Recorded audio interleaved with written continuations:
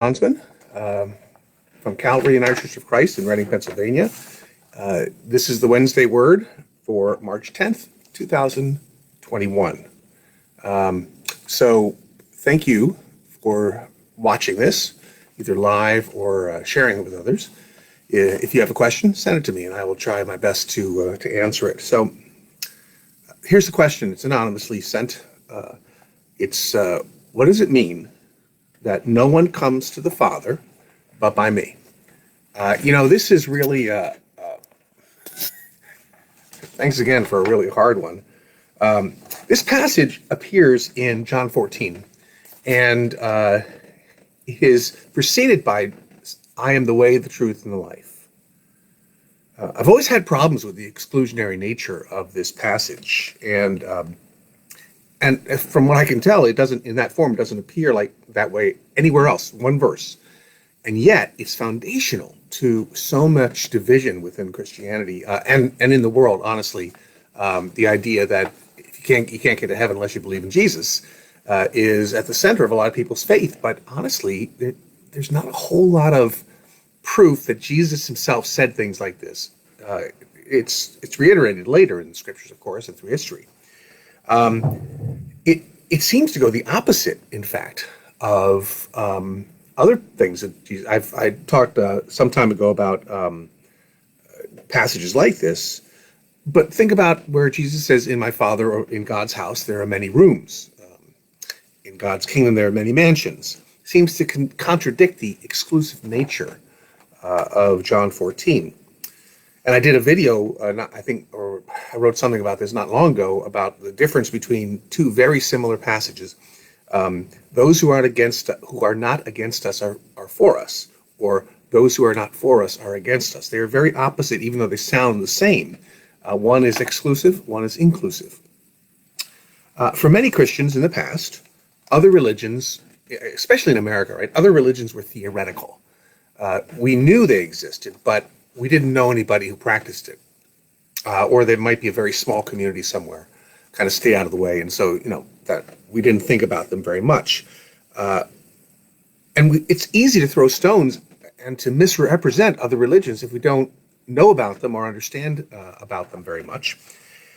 If you were to read the Quran, for example, you would see how very similar it is to the Hebrew and Christian scriptures.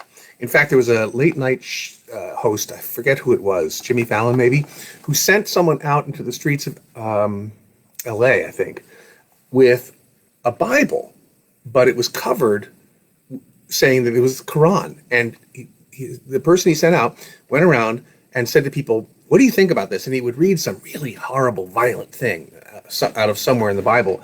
And the person would see it was a Quran, and every single one of them said, "Oh, that's a terrible religion. We should never allow that scripture." And then they would take the cover off and show them it was a Bible, and that would bring a great deal of embarrassment to the people who were there. They all wanted this banned when it was not the Bible, when it was the Quran, but they're very similar. So let me be clear about my personal theology and my understanding of Scripture. I believe Jesus was the incarnation of God, right? God in human form, not the Son of God, but actually God in person. But that doesn't mean to me that other traditions don't have a sense of truth about who God is, don't have some understanding, or as much. I'm not the judge of this.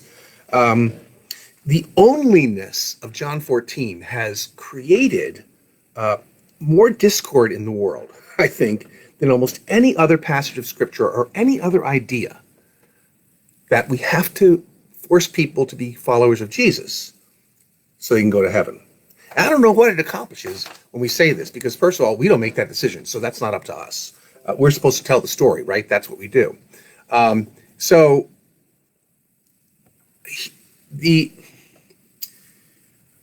we really so committed to pain and suffering and judgment and destruction that we will take just this one passage and use it to condemn most of the people who ever lived?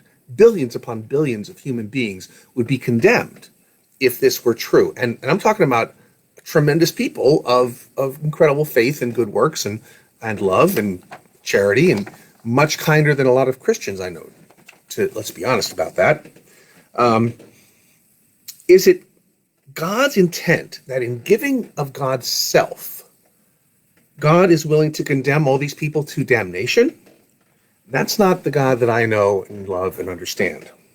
The other difficulty with this is that the writer of John then, of course, connects it with other theological problems, like the idea of God choosing us before we're born, God knowing us before we are even in utero.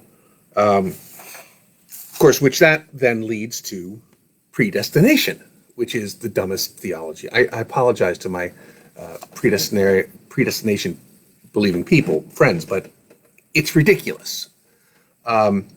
The idea that we are chosen for damnation or salvation before we even can do anything about it, before we're even born, completely negates the reason for Jesus, right? I mean, if believing in Jesus is your choice, why would you be condemned for not having a choice, right? It's ridiculous. The last thing I want to say is that, expanding on the question of judgment, this passage seems to make people think that they have the right to use it against people, to judge other people who don't believe the way they do. But Jesus is really clear about that. If you judge, you're allowed to make judgments. That's true, right? You can judge people. But if you judge people, then you will be judged with the same severity by God, which is a way more dangerous thing, I think, than being judged by others, or just not judging at all. As long as a person is not hurting anybody else, is doing good around the world, what is our problem? So that's all I have today. I made it under 7. What do you think? Send me an email, onsman@comcast.net. That's my last name. Or give a call to the church. I'm always looking for more questions to grapple with. I have a few more weeks left, but I always need more. Send them to me, and I will do one of your questions on the Wednesday Word. Stay safe, wash your hands, keep distances, wear your mask, and I will see you next week.